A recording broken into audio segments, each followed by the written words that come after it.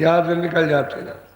वे जो साधक हैं उसके बाद वो निकल जाएंगे, और जो दानी पुण्यात्माएं जो मतलब ये योग पद को प्राप्त करती हैं वो पहले उठा ली जाती है, उसके बाद में आत्मज्ञानी उठा लिए जाते हैं। अब रह जाते हैं यहाँ कर्मी जीव। उनका तो आपको पता नहीं कौन कौन उठा लिया गया, सबको तो आप जानते नहीं हो, तो उठा लिए गए। फिर पृथ्वी पर एक अजीब गरीब दृश्य था कि खाने को अन्न नहीं रहता है, कहीं नहीं मिलेगा। जब तक मिलेगा तब तक भाग के वहाँ जाओगे वो भी खत्म हो जाएगा। तो जहाँ अन्न खत्म होता है लोग तड़पते हैं। भूख की पीड़ा में कितने व्याकुल होते हैं तो उन्हीं को मालूम होता है। फिर वो लोग जिनको अन्न नहीं मिलता बच्चों को काटते, और काट करके जानवर मिला, पहले जानवर खाया, और जानवर नहीं मिला तो बच्चे को काटा। इतनी भूख लगती है कि पति को न पत्नी को, और रात को सो रहा पति को काट दिया, स्त्री ने उसका मांस खा लिया। स्त्री सो रही है, उसे भूख लगी, व्याकुल है तो उसको काट दिया, मिलता नहीं कोई सामान, उसी को काट। ये विभात्र दृष्टि देखने को मिलता है। ये सब तकलीफें जो आप कर्म करते चले आ रहे हो सब उस समय पर यही भुगा ली जाती है। उसका जितना खारिज मसाला जो आपने जमा किया वो यही डरो इसी जगह लेके नहीं जा सकते। तो उनकी असहनीय पीड़ा सबको, बच्चों को, बच्चियों को, स्त्री को, पुरुष को, हर कौम के आदमियों को ऐसी होती है कि त्राहिमाम मचती है, और चारों तरफ से कोहरा मचता है। देसी विदेशी सब तरफ से मचेगा, काटे नहीं, सब मर रहे, सब तड़प रहे। अब उसका इलाज क्या है? कुछ नहीं। इलाज क्या है उसका? कोई इलाज नहीं। पृथ्वी जवाब दे गई, पानी जवाब दे गया, हवा जवाब दे गई। अब ये सब आदमी उठाए जाएंगे, सब जीवात्मा, सब यहाँ भोग उगा लिया, और वह अजीब गरीब दृश्य होता है जो कहने में नहीं आता। फिर जंगलों में जो घास से खत्म हो जाएगी, लोगों को जमीन में चढ़ने के लिए जानवरों को घास नहीं मिलेगी, और जानवर भागते फिरेंगे। जहाँ अगर पत्ती मिली पत्ती खाई, पत्ती भी सूख गई। तो जितने भी जानवरों में जो ये जीवात्मा उनके वही सब कर्मों का भोग उसी जगह पे, किस तरह से वो तड़पते रहते हैं, पानी के बगैर और घास और चारे के बगैर तड़पते रहते हैं। तो उनका सब जब भगा लिया तो सब आत्माएं निकल करके ऊपर चली।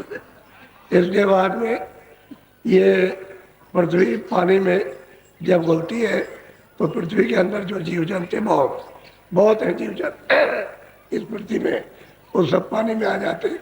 तो तड़प करके क्यों? ये साधने नहीं तो उनको कोई गुंजाइश नहीं, खाना उनको कुछ मिलेगा नहीं, पानी में तो उनका खाना है नहीं। अब तड़प के किस तरह से? क्यों कि पृथ्वी पानी में घुल गई तो सब जलमग्न हो गया।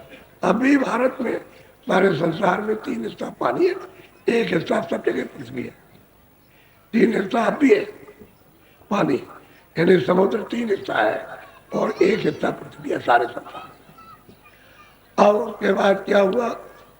ये तो पानी ने इस मिट्टी को घोल लिया। इसके बाद फिर अग्नि पानी को सूखती है, तो उसमें बड़े बड़े मगरमच्छ, बहुत बड़े बड़े मछलियां, मगर और जीव जंतु और जल में। तो जल उनका जब सूखने लगता तो वो तड़पने लगता, बहुत जल्दी सूखता है। और फिर वो देखने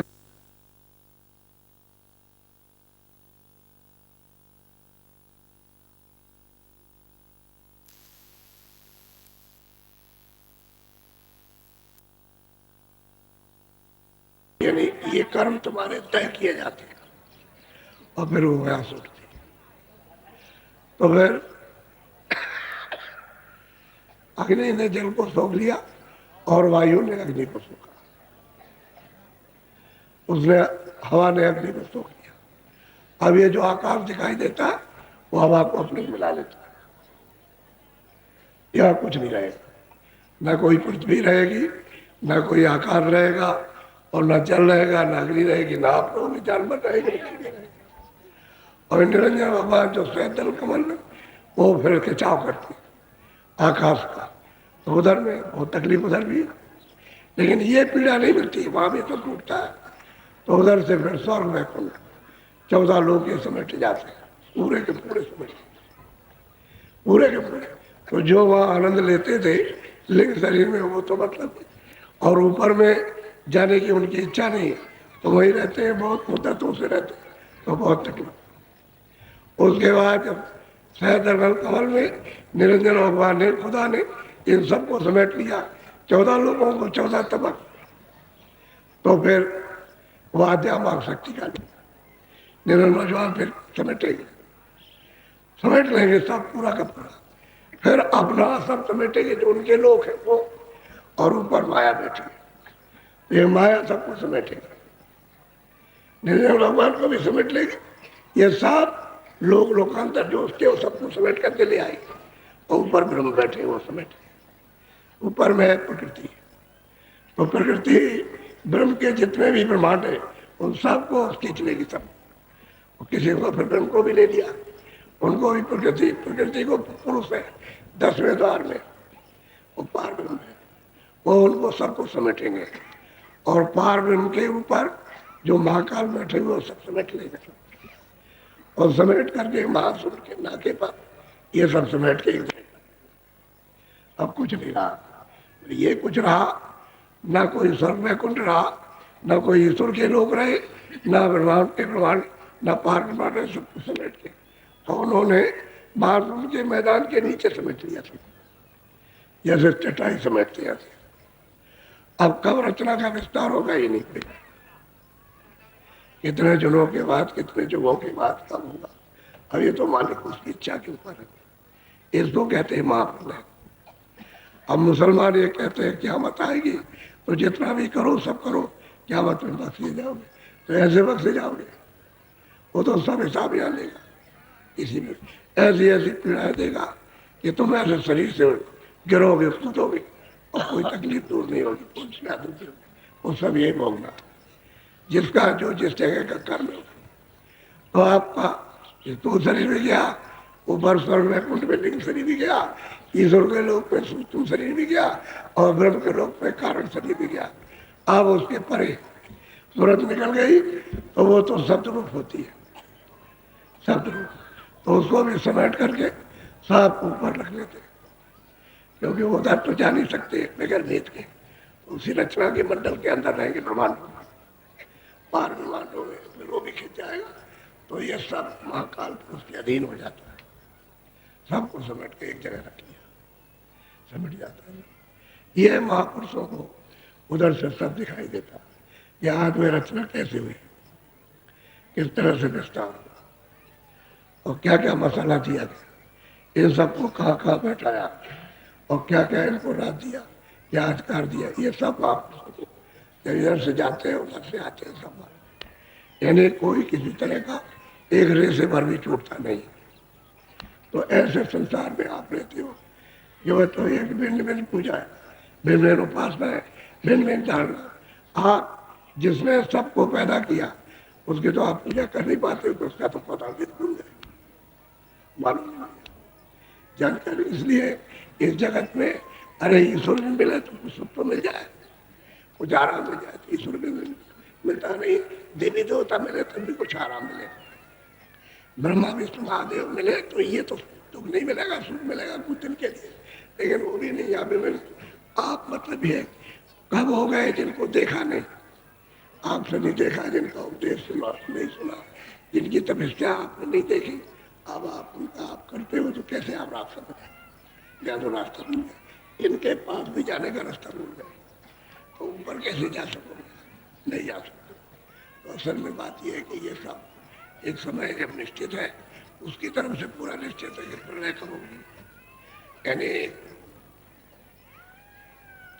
कब ये क्या बताएंगे ये मालूम है। ये दो ये दर्जे हैं, फकीरों के और संतों के, फकीर मुसलमानों में और संत हिंदुओं में, और दोनों का दर्जा एक है, दोनों जानते हैं कि क़यामत कब आएगी, प्रलय महाप्रलय कब होगी, उनको मालूम है। देश ऐसा क्या आप पूरे कचड़े के देश में सामान को आप अज्ञान में इकट्ठा करते फिरते रहते हो, वही सोचते हो कि हमको क्या मिला, सुख मिल जाएगा, कुछ नहीं मिला। आप खाली के खाली रहे, अभी खाली अभी इतनी कोशिश करते हो कि आनंद मिल जाएगा, वही क्षणिक ठंडक, ये तो क्षणिक ठंडक आपको मिलती है, लेकिन उसका आभास क्यों होता है कि जो सामने शब्द आ रहा उसकी वो ठंडक व्यापक है सब जगह, तो वही ठंडक सब्जी, शब्द की ठंडक को सजीव लेते हैं, उसी को समझते हैं सभी उन्हें क्या आनंद और मिलेगा तो कहीं नहीं मिलता। अब प्रयास करता है मनुष्य शरीर में कि हमको आनंद मिल जाए, आनंद मिल जाए, जैसे पशु पंछी, उनको तो बोल है नहीं अभ्यास करने का, यानी सत्संग सुनने का तो उनके पास बुद्धि नहीं है, क्योंकि उनमें तत्वों की कमी है, तो वो तो कुछ नहीं कर सकते, लेकिन वो भी आनंद चाहते हैं, आप भी आनंद चाहते हैं, आपको नहीं मिलता। तो जब तक मार्ग नहीं मिलेगा महापुरुषों, तब तक आप इस रात को, इस रहस्य को आप जान नहीं सकते हो, न चढ़ सकते हो, न वहां जा सकते हो। बात असली है। अब वो वहां का उसने समेट के रख लिया, महाकाल स्वतंत्र है, वो भी सत्पुरुष ने अपने देश से सतलोक से उनको भी निकाल दिया, लेकिन उनको ऐसी जगह बैठा दिया कि इनको सबको समेट ले, समेट और वही रोक करके रखेंगे। तो आप अपने घर में तो जा नहीं सके, अब पता नहीं कब विस्तार कर दे, तो वैसे ही विस्तार कर देते, जो समेटा वैसे विस्तार हो जाता, अनेकों ब्रह्मांड, अनेकों लोग, ब्रह्म पार वैसे ही विस्तार हो जाता, फिर नए सिरे से निर्माण होता है। उसको कहते हैं भाई अब सतयुग आया, सतयुग आ गया, सतयुग में लोग सत्कर्म करेंगे, अब नया विधान बनेगा, ये खत्म हो गया, ये वेद सब खत्म हो जाए, ये कोई रहेगा नहीं, सब खत्म हो जाएगा, नया विधान बनेगा, और फिर उस विधान के मुताबिक यानी ज्ञानियों का विधान बनता है, उसके मुताबिक आप लोग चलोगे तब तो ठीक है, वापस लौटोगे, नहीं चलोगे तो, लेकिन अपने घर में तो फिर भी नहीं जा सकते, ये सब कुछ होने के बाद, और वहां कोई तत्व है नहीं, जहां सिमट करके जाओगे वो तो लोक है, कोई जेल में थोड़ी बंद कर दिए जाओ तो लोक है, तो लोक है, यानी मतलब ये है कि यानी उसमें कितने ब्रह्मांड है, उनमें जाओगे तो कोई तकलीफ नहीं है, लेकिन मालिक का दर्शन भी रहा नहीं, उससे आप वंचित रहोगे और इस घेरे में रहोगे कि जब उसकी इच्छा होगी तो मैं विस्तार करना, अगर आपको नीचे भेज देगा तो कभी ऊंचे कभी नीचे, बस ये होता रहता है। और वैसे मृत्यु तो होती है, हर रोज मृत्यु होती रहती है, ये तो प्रलय होती है, तो रोज घटना देखते आप, उस समय पर यहाँ कोई नहीं रहेगा, ये जो देखते हैं सूरज चांद सितारे, जब पृथ्वी आकाश और जमीन वायु जल नहीं रहेगा तो क्या होगा, जब स्वर्ग में कुंठ नहीं रहेंगे तो देवी देवता किधर से रहेंगे, जब ऊपर में ईश्वर का लोक नहीं रहेगा तो मतलब ये है कि वो ईश्वर नहीं रहेगा, ब्रह्म का लोक नहीं रहेगा तो ब्रह्म नहीं रहेगा, पार ब्रह्म उसका लोक नहीं रहेगा तो उसका देश रहेगा, सब समझ जाता। अब ये मनुष्य शरीर श्री अनमोल कहते हैं कि यहाँ से जाने का रास्ता मिले, ऊपर जाने का, और वो शब्द के द्वारा, नाम का भेद लेकर के उसकी कमाई हम लोगों को जुट करके, जितनी देर करो जुट के करो, जैसे कोई काम करता है संसारी से जुट के काम करता, तब उसको कुछ मुनाफा होता है तो जुट के मेहनत करो तो आपको आत्म मुनाफा हो जाए, सरसों का लाभ हो जाए, और आप जुट के नहीं करते हो, ऐसे ही कभी किया कभी नहीं किया अभाव में, चलो ऐसे 2 मिनट बैठ गए, तब भी मन आपका इधर उधर भागता है, ऐसे बैठ गए और उठ के खड़े हो गए, वो तो ना करना कुछ नहीं, वो तो कुछ नहीं है, तो खिलवाड़ है, जुट के करो, जिस चीज को दिया जाए उसमें जुट के करो, तब घर का रास्ता मिलेगा। और शब्दों की सीढ़ी है, ऊपर चढ़ने का कुछ नहीं है, ऊपर सब शब्द शब्द है, इधर से जाओगे जैसे ऊपर गए तो स्वर्ग वैकुंठ में भी शब्द ही शब्द है, ऊपर में ईश्वर के लोक में भी शब्द ही है, वो रचना शब्द ही किया सब, उधर से पता चलता है कि रचना शब्द की, लेकिन अब मसाला जो उसका है इससे महीन वो दिखाई देता है कि मसाला ये सुनते हुए ये मसाला नहीं चढ़, वो चेतन मसाला उसके ऊपर और साफ है और बारीक, और उसके ऊपर में बिल्कुल बारीक, आपको पता भी नहीं चलेगा, तो मसाले के अंदर में सत्य उसमें बंद रहते हैं, अब उसको अगर तोड़ के निकल जाओ तो शब्द के द्वारा जा सकते हो, दूसरा कोई रास्ता नहीं। शब्द ही पकड़ के ले जाएगा, सब चीजें। जब सतलोक से शब्द चला तो ये शब्द ही के ऊपर सब बैठे हुए। अगर सत्पुरुष का शब्द बंद हो जाए तो एक पल भी यही नहीं लगेगा, कुछ नहीं रहेगा।